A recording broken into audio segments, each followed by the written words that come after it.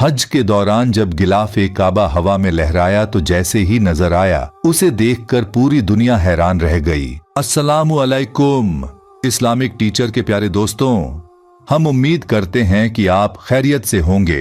हमारी दुआ है कि अल्लाह पाक आपको खैर वाफियत से रखे।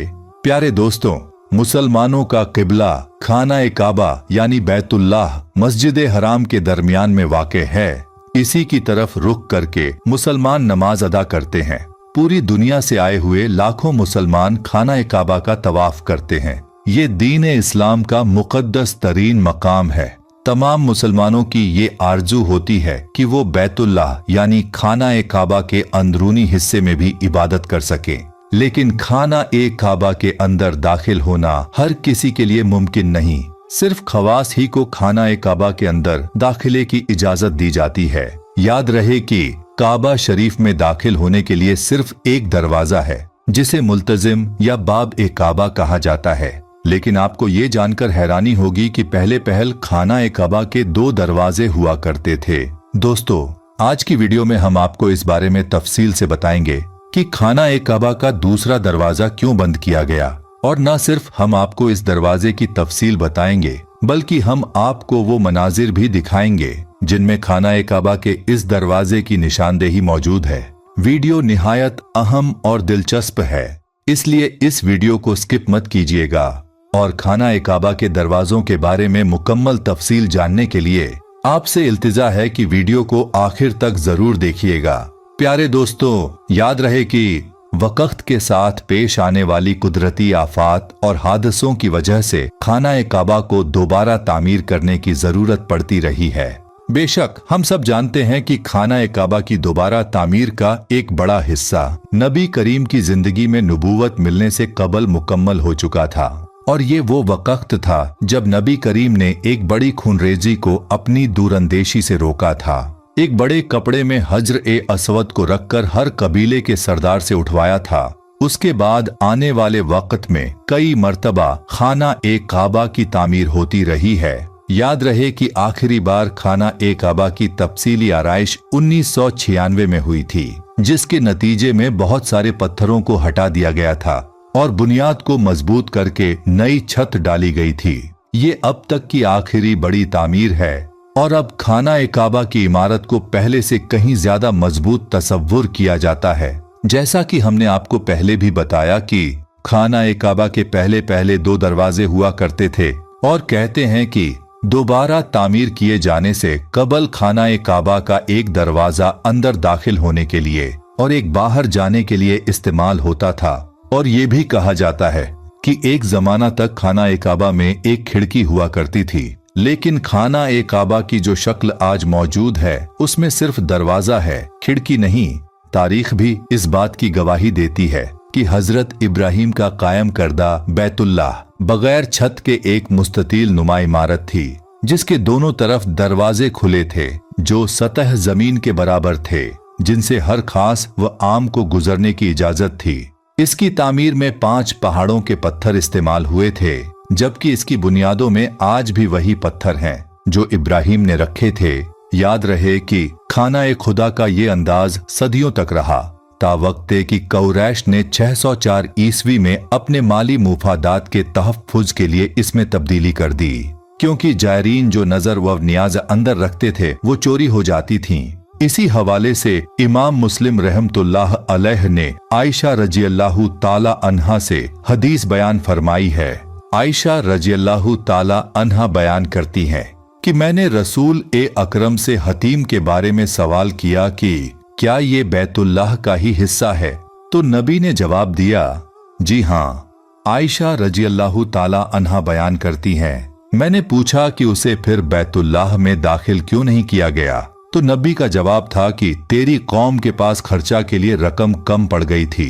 मैंने कहा कि बैतुल्लाह का दरवाजा ऊंचा क्यों है? नबी ने जवाब दिया, तेरी कौम ने इसे ऊंचा इसलिए किया ताकि वो जिसे चाहें बैतुल्लाह में दाखिल करें और जिसे चाहें दाखिल न होने दें। और अगर तेरी कौम नई नई मुसलमान न होती और उनके दिल इस बात को तस्लीम से इनकार न करते, तो मैं इसे यानी हतीम को बैतुल्लाह में शामिल कर देता और दरवाजा जमीन के बराबर कर देता।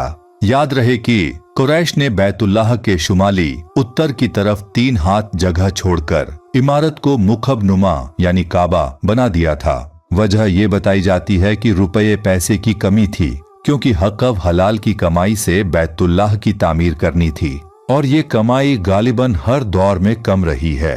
लेकिन उन्होंने इस पर छत भी डाल दी ताकि ऊपर से भी महफूज रहे। और याद रहे कि इसी तामीर के दौरान मगरिबी दरवाजा बंद कर दिया गया, जबकि मशरिकी दरवाजे को जमीन से इतना ऊंचा कर दिया गया कि सिर्फ खवास ही कुरैश की इजाजत से अंदर जा सके। अल्लाह के घर को बड़ा सा दरवाजा और ताला भी लगा दिया गया, जो मुकद्दर हलकों के मिजाज और सोच के ऐन मुताबिक था। हालांकि नबी पाक जो इस तामीर में शामिल थे और हजर ए अस्वद को उसकी जगह रखने का मशहूर जमाना वाकया भी रूनुमा हुआ था कि ख्वाहिश थी कि बैतुल्लाह को इब्राहिमी तामीर के मुताबिक ही बनाया जाए। दोस्तों, कहते हैं कि अब्दुल्लाह बिन जुबैर रज़ियल्लाहु अन्हु ने नबी पाक की इस ख्वाहिश का एहतराम करते हुए 685 ईस्वी में बैतुल्लाह को दोबारा इब्राहिमी तर्ज पर तामीर करवाया था, मगर हज्जाज बिन यूसुफ ने 693 ईस्वी में उन्हें शिकस्त दी तो दोबारा कुरैशी तर्ज पर तामीर करा दिया, जिसे बादजां तमाम मुसलमान हुक्मरानों ने बरकरार रखा। मालूम हुआ कि खाना ए काबा के पहले 2 दरवाजे हुआ करते थे और ये दरवाजा मौजूदा बाब ए काबा के मुतवाजी हुआ करता था। याद रहे कि दरवाजा तो बंद कर दिया गया था, लेकिन इस दरवाजे की निशानदेही आज भी खाना ए काबा की दीवार में मौजूद है। दीवारों पर गिलाफ मौजूद होने की वजह से इस तारीखी दरवाजे का निशान दिखाई नहीं देता, लेकिन जब कभी खाना ए काबा की दीवारों से गिलाफ उतारा जाता है तो दूसरे दरवाजे का निशान और खिड़की का निशान दीवार में वाज़ेह तौर पर दिखाई देता है। ये मनाजिर हर किसी को देखने की सादत नसीब नहीं होती, क्योंकि गिलाफ को या तो खाना ए काबा के गौस्ल के दौरान उतारा जाता है या फिर तेज हवा गिलाफ को उड़ा ले जाए तो ही नीचे के ये मनाजिर सामने आते हैं। चलिए आपको ये मनाजिर दिखाते हैं।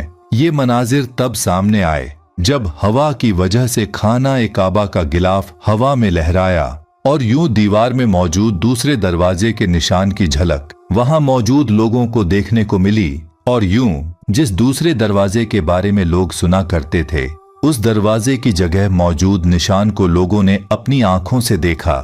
इस मंजर की तस्वीर आप भी अपनी आंखों के सामने स्क्रीन पर मुलाहिजा फरमा रहे हैं। ये मंजर कैसा दिलकश मंजर है। इस मंजर के लिए एक लाइक तो बनता ही है और इस हसीन मंजर को अपने प्यारे लोगों के साथ भी जरूर शेयर करें और अपनी राय हमें कमेंट्स में बताना न भूलिएगा। दोस्तों, याद रहे कि मस्जिद उल हराम और मस्जिद ए नबवी उमूर की जनरल प्रेसिडेंसी ने खाना ए काबा की सफाई और गिलाफ काबा की तज़यीन के निज़ाम उल वक्त मुकर्रर किए हुए हैं। उसी के मुताबिक ये काम अंजाम दिया जाता है। जैसा कि पहले भी बताया कि ये काम हज और रमजान से पहले किया जाता है।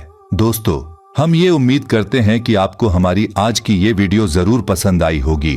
अगर आपको हमारी आज की ये वीडियो पसंद आई है तो आपसे गुजारिश करते हैं कि आप हमारे चैनल इस्लामिक टीचर को जरूर सब्सक्राइब कर लें और साथ ही लगे बेल के बटन को भी प्रेस कर लें, ताकि आपके पास हमारी आने वाली मजीद मालूमाती वीडियोस का नोटिफिकेशन बर वक्त मिलता रहे। सब्सक्राइब के साथ साथ हमारी वीडियो को लाइक भी करें और अपनी कीमती राय का इजहार कमेंट्स में जरूर करें। कमेंट्स में आप अपने सवालात भी हम तक पहुंचा सकते हैं। अल्लाह ताला आपको अपनी हिफाजत और अमान में रखे। आमीन।